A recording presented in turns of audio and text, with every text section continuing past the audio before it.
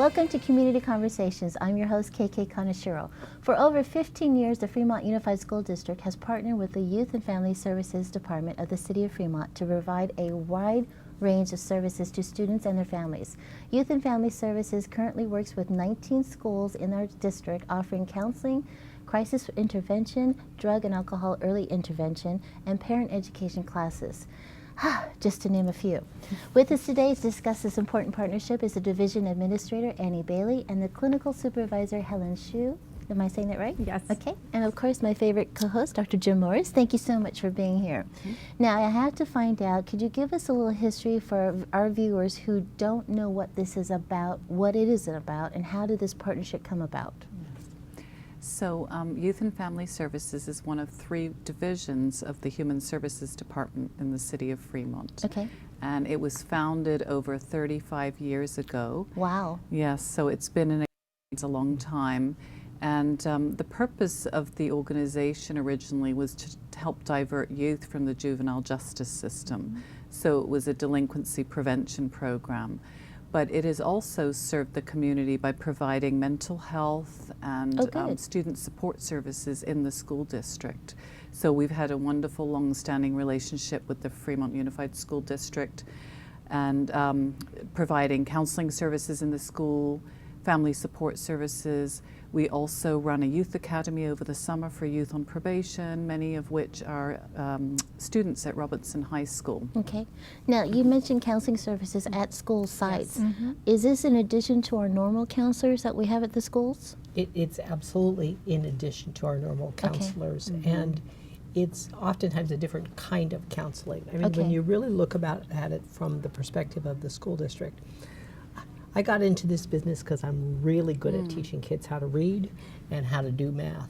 And our primary job is to teach students reading and math. Unfortunately, we can't, no matter how good the teacher is, if there are other things happening in their life or in the family, it prevents them. It's one of those, the enabling things, helps the child, enables the child to take advantage of the curriculum. Okay. And we're limited in the resources as a school district that we have for that, but we have this incredible partnership with the city of Fremont, where the city has really stepped up to the plate and said, providing support for families is crucial. Not just the school district's responsibility, but it's our job as a city also. It's an incredible partnership. Are we the only school district that has this luxury of the partnership with its own city, or do other school districts do this too? We're the school district that has the best partnership with the city. Yeah, that's great.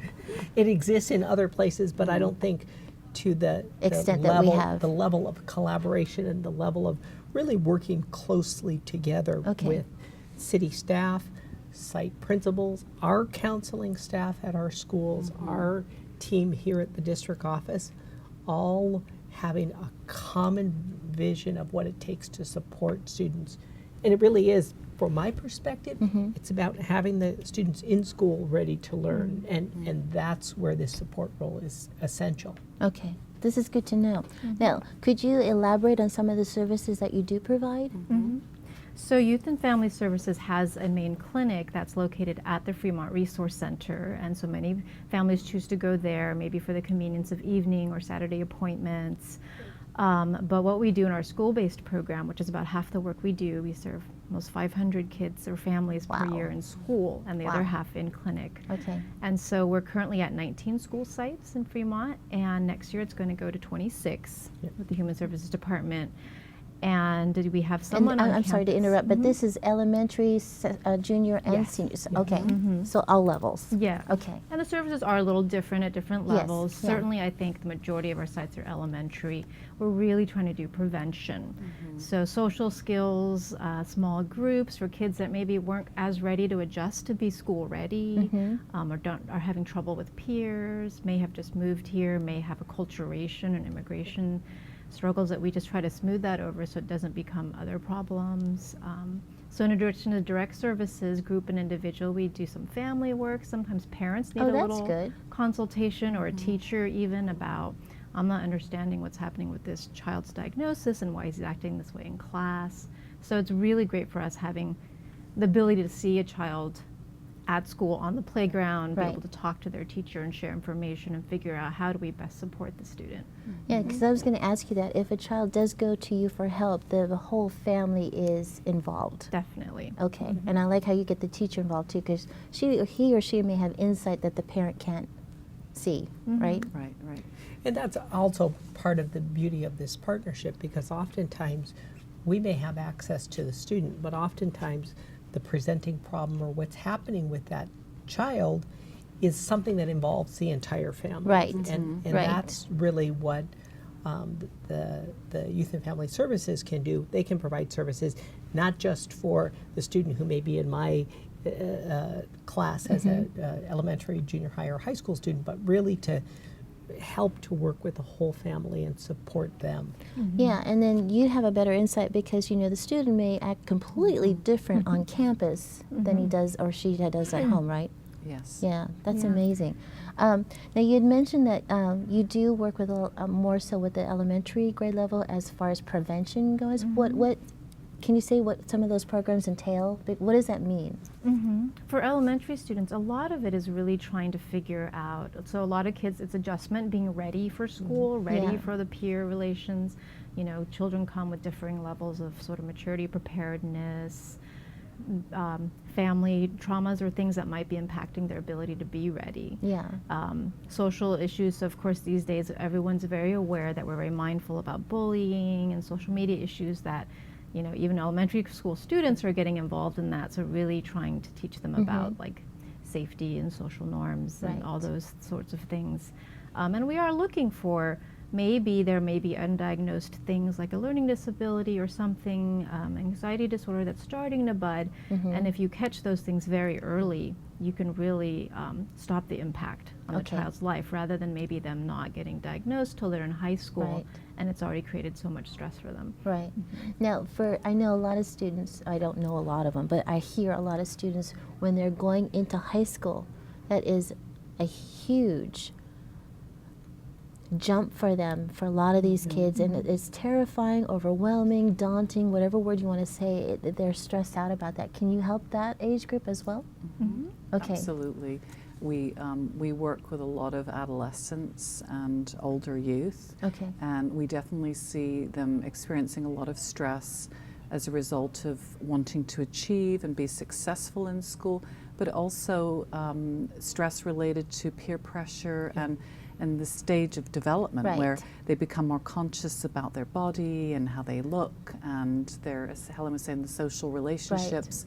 So a lot of the work we do would be around helping those youth be more effective at communicating with each other, having better communication with their parents and families, having a higher sense of self-worth, learning coping skills and strategies for reducing stress and managing the multiple Right. activities that they all have going on.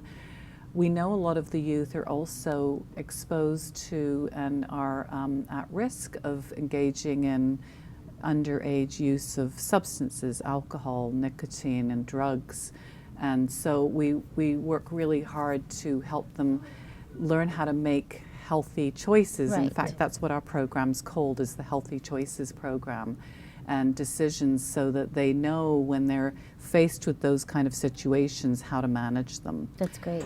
For the youth who've actually begun to engage in that activity and then are starting to have some problems, we do serve, we have an alcohol and other drug treatment program as well. Oh, good. And Okay. we're actually providing services, intervention services at the Robertson High School, as well as our Youth and Family Services Clinic. This is great.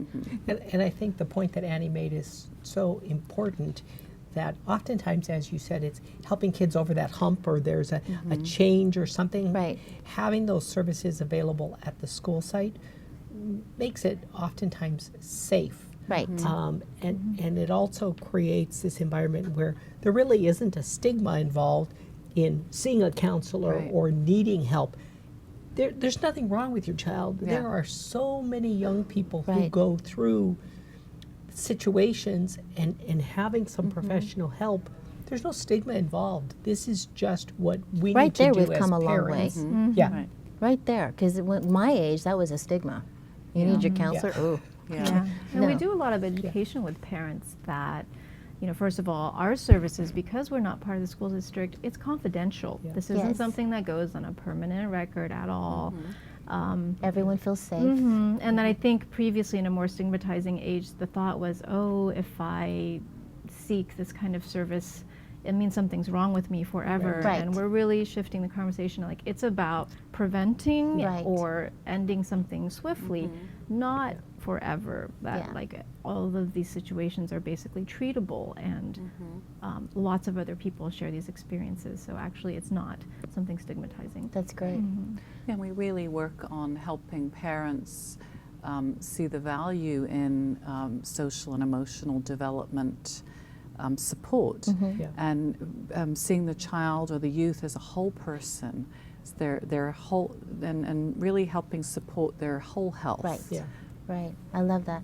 Now, you had mentioned a little bit earlier that we live in a very diverse community where we speak many different languages, and some of our students are now the second generation that are here. So how do you help their parents understand that what this child's going through, you know, whether it's peer pressure or whatever, help them understand that unfortunately is part of our normal growth here. I mean, how do you help educate these parents that are so, it's new to them? Yeah. Right. I mean, that's certainly something in Fremont that we're all we're trying to serve and support Yeah. a very, very, very diverse community. I mean, to that end, we do have staff and interns who bring in their own bicultural experience, as well as some language capacity. Oh, good. That, you know, we have parents who they may function okay and work in English, but really to get at the emotional issues, it's really helpful having Yes. a counselor who can explain things to you or do family therapy in Mandarin, in Spanish, in Dari, and That's really great. understand the family values that you're bringing and be that bridge between parents and what their children are experiencing is completely different from how their parents were raised. Right, right. I think that really helps when you talk or speak in their own language because that makes them more comfortable with you. Right. Yeah. We also strongly believe in creating programs that are responsive to all the facets of our community. And one we're really proud of is a program that Helen and a number of volunteers worked on developing for quite a few years, called the Bridges to Behavioral Health Program. Oh, let's brag about this. Let's brag about Let's talk about this. This was a pilot we conducted because we do parent education. We've been doing Parent Project in English and Spanish for some time, which is a validated course. It follows a manual. We have trainers who have gone and been certified. And we started to get requests from the community, well, why don't you have this for Asian parents? We have so many in Fremont Yeah. who are interested in actually understanding better maybe child development in the U.S. or behavior modification and communication skills. So we piloted a few Mandarin parent education programs, and I was actually very pleasantly surprised by the kind of response we got, because some people said, oh, nobody will come, or they don't want to talk about these things, it's very personal, you know, we tend to be a community that likes to handle things internally. But actually when the resource was given, parents were saying, you know, we've never had a place to talk about some of these issues with bicultural parenting, and so we received a wonderful Kaiser grant to do Bridges to Behavioral Health, which created parenting classes, a public service announcement in Mandarin to encourage openness to help seeking and community support. And Congratulations. it was wonderful. Yes. This is great. Now, when you do go on site to a campus, do the students, do they know what day that they're coming, or how do they go about getting the help from if they're, if it's Tuesday? As often as not, it's a referral from the school. The school or the teacher will notice something is amiss, or you know, here's a problem or a challenge I'm seeing in the classroom. Hey, can you advise on this or help with this? Often that's probably the most frequent vehicle for referral, but I'm sure there are opportunities for students to self-refer. Yeah, because if I'm too shy and I don't want to tell my teacher or my principal, I know you're there, can I just say, hey, can I talk to you? Is that available? Absolutely. Okay. So we have counselors that are assigned for the whole school year they're embedded in the school community. So that child has an opportunity to make a relationship. Yes, Okay. absolutely. So the youth and also the teachers, the school administration all become familiar with that Nice. person. And I think we would see that more frequently with older youth coming to self-refer, but Helen has more direct contact with the clinical staff that work on the campus, so maybe you can speak to that, Helen. Certainly the principals and teachers recognize when a child is struggling, and parents sometimes refer even before teachers do, because sometimes teacher doesn't know. A parent may come and say, we're maybe getting a divorce. And so we're anticipating that this child may need more support. But yes, older kids do self-refer. I think this next generation, they are much more well educated about mental health than I think we've been in the past. So a lot of them do self-refer or refer friends. Okay. And in this day and age, you'll even have kids bringing their cell phones and showing you, like, I'm concerned about this thing that my friend wrote. Yeah. Or I want to show you a picture about something kind of scary and risky. It's like, oh, wow. But I think they're getting that there's some kind of support there. Now, how do you let parents know that this service is available? How does that get out? Do you guys have assemblies or? Sure. So all of our schools have information in the school newsletter. All of the school staff often will talk to parents, because I think the biggest challenge we face, I mean, you walk around any of our school campuses, we have the most beautiful kids in our school district, and they all look so amazing and healthy and well. And oftentimes it really is that conversation, talking with the parent or talking with the student to know something is going on. We have to be really sensitive, because our kids present exceptionally well. Right. You would Never guess. You would never guess. And students, young people are really good at hiding those things sometimes. And it's for us as the school folks, I think the most important thing we have to remember is it's relationships. It's all about relationships, and having some caring adult that To they listen. can go to. And if it isn't the counselor, at least it's the teacher or the principal or the custodian or the school secretary, who then knows, here's how we can get some more help for you. I'm certainly not an expert and can't offer that, but I sure know how to make sure we get students to a place where they're Helped. safe and they can get help. This is great. Now, if a parent is watching or even a student is watching and wants to get a hold of you, how do they do this? Well, they can certainly let their principal know, let a school staff person know if they need assistance or support. Also, they can call Youth and Family Services at 510-547-2100. Okay. And for more information about the Human Services Department and the Youth and Family Services Division, parents or students can also go to the city's website, which is at www.fremont.gov. And Youth and Family Services does have a link as part of the Human Services Department. Yeah. I'm always worried about that one student who doesn't say anything and hides everything and would rather talk to you in person or on the phone or just go to your website and check you out first. Yeah. Right. It's always the quiet ones that makes me nervous, but it's just me. But if the student wants to go on a Saturday, can they just drop in and just check you out and feel it out? It would be. Anyone can come and visit the Fremont Resource Center, and we're office, we're in Suite E500 of the Resource Center, and they can come and talk to someone about this is what I'm interested in, and kind of get a referral in. Saturday is the one day that we don't have open office hours. So the Saturday appointments are by appointment only, but all working hours, Monday through Friday, we're there and someone's always That's good. available. We also have crisis counselors each weekday that are there. Okay. Sometimes for those things that can't wait for an appointment in a week or Right. two, something's really happening right now. Yeah. And it's been great that, I think principals, school counselors, and the school resource officers, police officers know Yes. sometimes, this can't wait. We need to bring them to the crisis counselor today at YFS. This is great. Thank you so much for your hard work, and congratulations on that program. That's wonderful. And thank you for being here. From everyone here at Community Conversations, we appreciate you watching, and we'll see you next time. Thank you.